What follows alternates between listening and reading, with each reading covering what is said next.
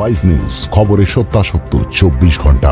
রাতভর বৃষ্টির পর শুক্রবার সকাল থেকেও আকাশের মুখ ভার।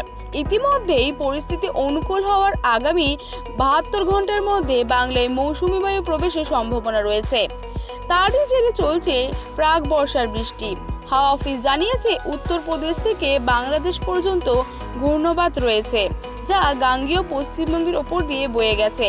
শনিবার থেকে দক্ষিণবঙ্গের কিছুটা বৃষ্টি বাড়বে, উত্তরেও একইভাবে চলবে বৃষ্টি।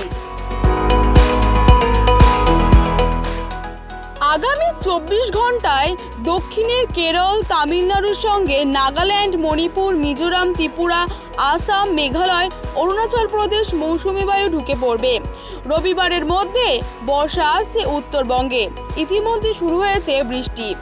আলিপুর আবহাওয়া দফতর জানিয়েছে আগামী 4-5 দিন ধরে দক্ষিণবঙ্গ জুড়ে বৃষ্টি চলবে। মঙ্গলবার পর্যন্ত বজ্রবিদ্যুৎ সহ বৃষ্টি হতে পারে।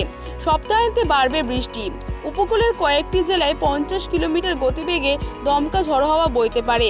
বাকি জেলাগুলিতে 30 থেকে 40 কিলোমিটার গতিবেগে দমকা বাতাসের সঙ্গে বজ্রবিদ্যুৎ সহ বৃষ্টির সম্ভাবনা রয়েছে। কলকাতায় বৃষ্টি চলবে।